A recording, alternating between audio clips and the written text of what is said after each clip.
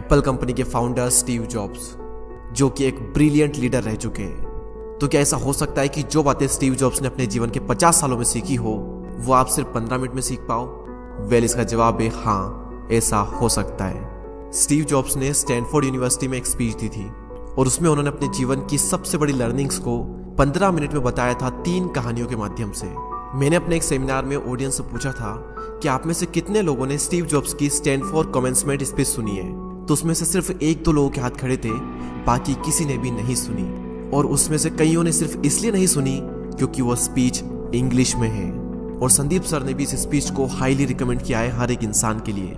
आप में से कितने लोगों ने स्टीव जॉब्स की स्टैनफोर्ड कमेंसमेंट स्पीच देखी है? स्टीव जॉब्स जो एप्पल के फाउंडर थे, उनकी स्टैनफोर्ड वाली एक स्पीच है 20 मिनट की। अगर आप में से बाकी लोगों ने नहीं देखी है तो आई स्ट्रांगली रिकमेंड यू कि एक बार आप जा करके यूट्यूब पे वो जरूर देखें।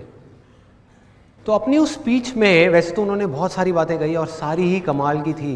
तो आज शब्द सारे स्टीव जॉब्स के हैं। मैं तो बस उन्हें आवाज देकर हिंदी में और बहुत ही आसान भाषा का प्रयोग करके आप तक पहुंचा रहा हूं, ताकि कोई भी ऐसा ना हो जो विश्व की सबसे बेहतरीन स्पीच को सिर्फ लैंग्वेज बैरियर की वजह से ना सुन पाए। तो मन को सारी चिंताओं और बाहरी विचारों से मुक्त कर दें। आज आप वो सुनने वाले हैं जिसकी वजह से आपकी जिंदगी में एक विस्फोटक परिवर्तन आ सकता है। इस स्पीच को सुनने के बाद में आप आंदोलित हो उठेंगे। तो आइए बिना किसी देरी के हम शुरुआत करते हैं। धन्यवाद।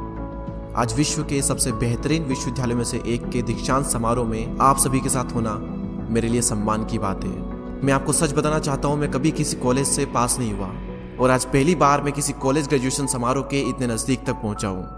आज मैं आप सभी को अपने जीवन की 3 कहानियां सुनाऊंगा। ज़्यादा नहीं, बस 3 कहानियां। पहली कहानी है डॉट्स कनेक्ट करने के विषय में। रीड कॉलेज में एडमिशन लेने के बाद मैंने 6 महीने के अंदर ही पढ़ाई छोड़ दी थी, लेकिन मैं उसके 18 महीने बाद तक वहाँ किसी तरह आता जाता रहता। तो सवाल यहाँ पर यह आता है कि फिर मैंने कॉलेज क्यों छोड़ा? वेल, इसकी शुरुआत मेरे जन्म से पहले की है। मुझे जन्म देने वाली माता एक यंग अविवाहित ग्रेजुएट स्टूडेंट थी और वो चाहती थी कि मुझे कोई गोद ले ले, लेकिन इसी के साथ वो ये भी चाहती थी कि जो भी मुझे गोद ले वो कॉलेज ग्रेजुएट जरूर रहे। और इस प्रकार पहले से ही सब कुछ सेट था। मैं एक वकील और उसकी पत्नी के द्वारा एडॉप्ट किए जाने वाला था, लेकिन जैसे ही मैं इस दुनिया में आया, लास्ट मिनट पर उन्होंने अचानक अपना मन बदल लिया और उन्होंने कहा कि उन्हें तो एक लड़की चाहिए थी। इसीलिए आधी रात को मेरे माता पिता को कॉल किया गया, जो कि वेटिंग लिस्ट में थे, और उन्हें कॉल करके बताया गया कि हमारे पास में एक बेबी बॉय है, क्या आप उसे गोद लेना चाहेंगे? और उन्होंने तुरंत हाँ कर दी। लेकिन बाद में मेरी जन्म देने वाली माता को पता चला कि जिन्होंने मुझे गोद लिया है वो कॉलेज ग्रेजुएट नहीं है और पिता तो हाई स्कूल पास भी नहीं है, और इसीलिए उन्होंने अंतिम एडॉप्शन पेपर पर साइन करने से मना कर दिया। लेकिन फिर कुछ ही महीने बाद मेरे होने वाले माता पिता ने मेरी माँ को वचन दिया कि हम इसे कॉलेज ज़रूर भेजेंगे, और इस वजह से उसकी माता मान गई और फिर मुझे अडॉप्ट कर लिया गया। और कुछ इस तरह मेरी ज़िंदगी की शुरुआत हुई और 17 वर्ष के बाद में मैं कॉलेज गया। लेकिन गलती से मैंने स्टैनफोर्ड जैसा ही एक महंगा कॉलेज चुन लिया। मेरे वर्किंग माता पिता की सारी पूंजी पढ़ाई में खर्च होने लगी और 6 महीने बाद मुझे इस पढ़ाई का कोई भी महत्व नहीं दिखाई दे रहा था। मुझे कोई आइडिया नहीं था कि मैं अपनी ज़िंदगी में क्या करना चाहता हूँ। कोई आइडिया नहीं था कि किस तरीके से कॉलेज मेरी मदद करेगा अपनी ज़िंदगी में कुछ करने के लिए। और यहाँ पर मैं अपने माता पिता की जीवन भर की पूंजी पढ़ाई में खर्च करता जा रहा हूँ। और इसीलिए मैंने कॉलेज ड्रॉप आउट करने का डिसीजन लिया और यही सोचा कि जो होगा अच्छा होगा। उस समय मुझे ये चीज़ बहुत ही डरावनी लगी, लेकिन जब बीते समय को आज मैं देखता हूँ तो मुझे लगता है कि ये मेरी ज़िंदगी का सबसे बेस्ट डिसीजन था। वो कैसे, मैं आपको अभी बताता हूँ। जैसे ही मैंने कॉलेज ड्रॉप आउट किया था तो मैंने उन क्लासेस को करना छोड़ दिया था जिसमें मेरा इंटरेस्ट नहीं था, और मैं केवल उन्हीं क्लासेस को करता था जिसमें मेरा इंटरेस्ट था। और ये सब कुछ करना कोई इतना आसान भी नहीं था, क्योंकि मेरे पास रहने के लिए कोई कमरा नहीं था। इसलिए दोस्तों के कमरों में मैं ज़मीन पर सोता था। मैं कोक की बोतलों को लौटाकर मिलने वाले पैसों से खाना खाता था। मैं हर संडे 7 मील पैदल चलकर हरे कृष्णा मंदिर जाता था, जिससे कि हफ्ते में कम से कम एक बार मैं पेट भरकर खाना खा सकूं, और ये मुझे बहुत ही अच्छा लगता था। अब मैं आपको बताता हूँ कि क्यों कॉलेज ड्रॉप आउट करना मेरी ज़िंदगी का सबसे बेस्ट डिसीजन था। उस समय रीड कॉलेज देश की सबसे अच्छी जगह थी जहाँ कैलीग्राफी सिखाई जाती थी। पूरे कॉलेज परिसर में हर एक पोस्टर, हर एक लेवल पर बहुत ही खूबसूरती से हाथों से कैलीग्राफ किया जाता था। और क्योंकि मैं कॉलेज छोड़ चुका था, इसलिए मुझे सामान्य क्लासेस करने की कोई आवश्यकता नहीं थी। तो मैंने निर्णय लिया कि मैं कैलीग्राफी की क्लासेस करूंगा और इसे अच्छी तरीके से सीखूंगा। तो मैंने सेरिफ और सैंस सेरिफ टाइप फेसेस के बारे में सीखा, अलग अलग अक्षरों के बीच में स्पेस वेरी करना सीखा, और किसी अच्छी टाइपोग्राफी को क्या अच्छा बनाती है यह भी मैंने सीखा। यह सब कुछ बहुत खूबसूरत था, ऐतिहासिक था और इतना आर्टिस्टिक था कि इसे साइंस के द्वारा कैप्चर नहीं किया जा सकता था, और ये सभी मुझे बहुत ही आकर्षक लगता था। उस समय मेरा ऐसा कोई भी विचार नहीं था कि मैं इन चीज़ों का प्रयोग कभी अपने जीवन में करूंगा, लेकिन जब 10 साल बाद हम अपना पहला मैकिंटोश कंप्यूटर बना रहे थे, तब मैंने इसे मैक में डिज़ाइन कर दिया और यह बहुत ही खूबसूरत टाइपोग्राफी वाला विश्व का पहला कंप्यूटर बन गया। अगर मैंने कॉलेज में केवल कैलीग्राफी में प्रवेश नहीं लिया होता तो मैक में कभी भी मल्टीपल टाइप फेसेस या प्रोपोर्शनली स्पेस्ड फॉन्ट्स नहीं होते, और क्योंकि विंडो ने मैक की कॉपी की है तो दुनिया के किसी भी पर्सनल कंप्यूटर में ये सब नहीं होता। अवश्य ही जब मैं कॉलेज में था तो भविष्य को देखकर इन डॉट्स को कनेक्ट करना असंभव था, लेकिन जब 10 साल बाद में बीते समय को देखता हूँ तो मुझे सब कुछ क्लियर नजर आता है। आप केवल पीछे देखकर ही डॉट्स को कनेक्ट कर सकते हो, इसीलिए आपको विश्वास करना होगा कि अभी जो भी हो रहा है वो आगे चलकर किसी न किसी तरह से आपके फ्यूचर से कनेक्ट हो जाएगा। आपको किसी न किसी में तो विश्वास करना ही होगा, अपने गट्स में, अपने भाग्य पर, अपने जीवन पर या फिर अपने कर्मों पर। किसी न किसी चीज पर तो विश्वास करना ही होगा, क्योंकि इस बात में विश्वास रखना कि आगे चलकर डॉट्स कनेक्ट होंगे, ये आपको अपने दिल की आवाज सुनने की हिम्मत देगा, और उस समय भी जब आप बिल्कुल अलग रास्ते पर चल रहे होंगे, और यही बात आपको बाकी लोगों से अलग बनाएगी। तो मेरी पहली कहानी से सबसे बड़ी सीख यही है कि जो हो रहा है वो अच्छे के लिए हो रहा है, और अभी आप जो भी कर रहे हैं वो आगे चलकर आपके किसी न किसी काम जरूर आएगा। आप बस अपने आप में विश्वास रखकर करते जाइए जो कर रहे हैं। मेरी दूसरी कहानी लव और लॉस के विषय में है। मैं बहुत ही सौभाग्यशाली था कि जिससे मैं प्यार करता था वह मुझे जल्द ही मिल गई। वॉज और मैंने अपने पिता के गैराज से एप्पल की शुरुआत की थी जब मैं 20 साल का था, और हमने बहुत मेहनत की और 10 साल में एप्पल कंपनी 2 लोगों से बढ़कर $2 बिलियन और 4000 लोगों की कंपनी हो गई। हमने अभी 1 साल पहले ही मैकिंटोश रिलीज किया और मैं 30 साल का हो गया था और कंपनी ने मुझे निकाल दिया। आप सभी लोग सोच रहे होंगे कि अपनी ही बनाई हुई कंपनी से मुझे कैसे निकाल दिया। जैसे जैसे एप्पल ग्रो करने लगी, हमने एक बुद्धिमान आदमी को हायर किया जिसे मैंने सोचा कि वो मेरे साथ मिलकर कंपनी को आगे बढ़ाएगा। पहले 1 साल सब कुछ ठीक चल रहा था, लेकिन फिर उसके बाद कंपनी के फ्यूचर विजन को लेकर हम दोनों में विवाद होने लगे और बात बोर्ड ऑफ डायरेक्टर तक पहुंच गई और उन लोगों ने उसका साथ दिया, और इस तरीके से 30 वर्ष की आयु में मुझे अपनी ही कंपनी से निकाल दिया गया। जो मेरी पूरी एडल्ट लाइफ का फोकस था वो अब खत्म हो चुका था और यह पूरी तरह से मुझे बर्बाद करने वाला था, और कुछ महीनों तक मुझे कुछ भी समझ में नहीं आया कि मैं क्या करूं।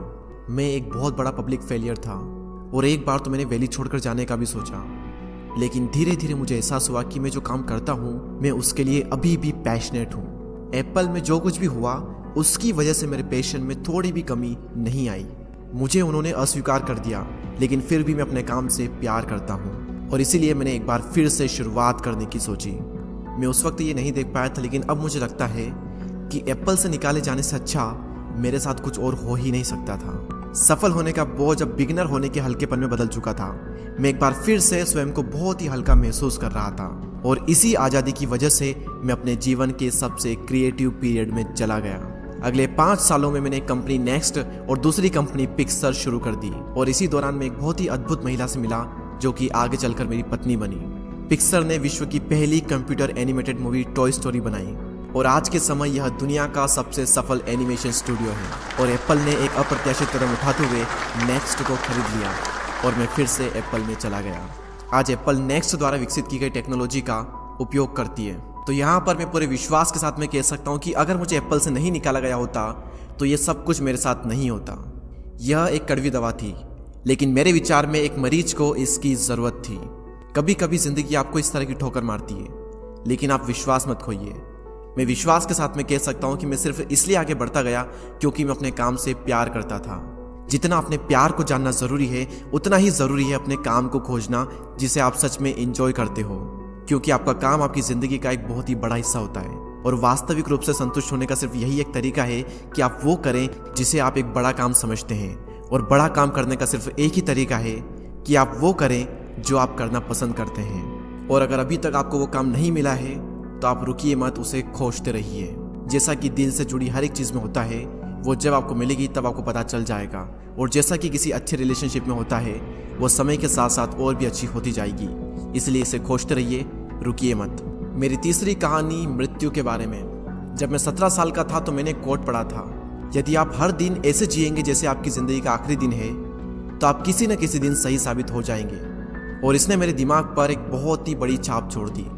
और तब से पिछले 33 सालों से मैं हर सुबह उठकर शीशे में देखता हूँ और खुद से एक सवाल करता हूँ कि अगर आज का दिन मेरी ज़िंदगी का आखिरी दिन होता तो क्या मैं आज वो करता जो मैं करने वाला हूँ। और अगर इसका आंसर ना होता है तो मैं समझ जाता हूँ कि कुछ न कुछ बदलने की ज़रूरत है। इस बात को याद रखना कि एक दिन मरना है किसी भी चीज़ के खोने के डर को दूर करने का सबसे अच्छा तरीका है। आप पहले से ही नंगे हैं, ऐसा कोई भी कारण नहीं है कि आप अपने दिल की ना सुने। करीब 1 साल पहले ही मुझे पता चला कि मुझे कैंसर है।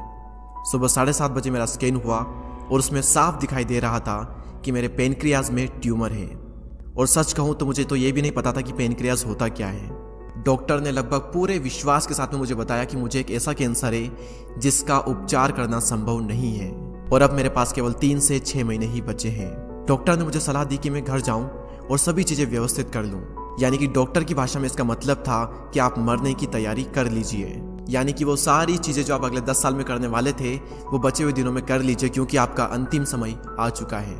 मैंने इस डायग्नोसिस के साथ में पूरा दिन बिता दिया और शाम को मेरी बायोप्सी हुई, जहां पर मेरे गले के रास्ते से पेट से होते हुए एक एंडोस्कोप डाला गया और एक सुई से ट्यूमर के कुछ सेल्स निकाले गए। उस वक्त मैं पूरी तरह से बेहोश था, लेकिन मेरी पत्नी और वहां पर जो भी उपस्थित था कि जब डॉक्टर ने माइक्रोस्कोप से मेरे सेल्स को देखा तो वह भी रो पड़ा, क्योंकि सेल्स को देखकर डॉक्टर समझ गया था कि मुझे एक बहुत ही दुर्लभ प्रकार का कैंसर हुआ है जो कि सर्जरी से ठीक हो सकता है। तो मेरी सर्जरी हुई और सौभाग्य से मैं अब बिल्कुल ठीक हूँ। मौत के इतने करीब तक मैं पहले कभी भी नहीं पहुंचा और मैं उम्मीद करता हूं कि आने वाले कुछ समय तक मैं पहुंचूं भी ना। और यह सब देखने के बाद मैं पूरे विश्वास के साथ में यह कह सकता हूं कि मृत्यु एक उपयोगी लेकिन विशुद्ध रूप से बौद्धिक संकल्पना है। कोई भी मरना नहीं चाहता, यहाँ तक कि वो लोग जो स्वर्ग जाना चाहते हैं वो भी वहाँ जाने के लिए मरना नहीं चाहते। मृत्यु ही वो स्थान है जहाँ पर हम सभी लोग जाते हैं। आज तक कोई भी इससे बचा नहीं है और ऐसा होना ही चाहिए, क्योंकि इस जीवन का एकमात्र सबसे बड़ा आविष्कार है वो है मृत्यु। यह जिंदगी को बदलती है, पुराने को समाप्त करने का रास्ता खोलती है। और इस समय पर आप सभी लोग नए हैं और कुछ ही दिनों में आप सभी लोग पुराने हो जाओगे और रास्ते से साफ हो जाओगे।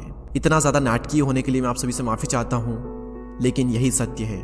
आपका समय बिल्कुल सीमित है, इसलिए इसे किसी और की जिंदगी जीकर व्यर्थ मत कीजिए। बेकार की सोच में मत फंसिए, अपने जीवन को दूसरों के हिसाब से मत चलाइए, औरों के विचारों के शोर में अपने अंदर की आवाज को मत दबाइए। और सबसे महत्वपूर्ण यह है कि अपने दिल और सहज बुद्धि की बात सुनने का साहस रखें, क्योंकि वे पहले से ही जानते हैं कि तुम वास्तव में क्या बनना चाहते हो। तो पहले अपने दिल की आवाज सुने, बाकी सारी चीजें सेकेंडरी है। और अंत में मैं आप सभी से यही कहना चाहूंगा, स्टे हंग्री, स्टे फुलिश। मैंने हमेशा अपने लिए यही मांगा है और अब जब आप सभी लोग यहाँ से ग्रेजुएट हो रहे हैं तो मैं आप सभी के लिए भी यही विश करता हूँ, स्टे हंग्री, स्टे फुलिश। यानी कि भूखे रहिए और मूर्ख रहिए। भूखे यानी कि कुछ करने की भूख आपके अंदर होनी चाहिए, और मूर्ख रहो क्योंकि मूर्ख रहकर ही आप कुछ सीख पाओगे। अगर आपको ये लगता है कि आप सब कुछ पहले से जानते हैं तो आप कुछ भी नहीं सीख पाएंगे। तो भूखे रहिए और मूर्ख रहिए। Stay hungry, stay foolish.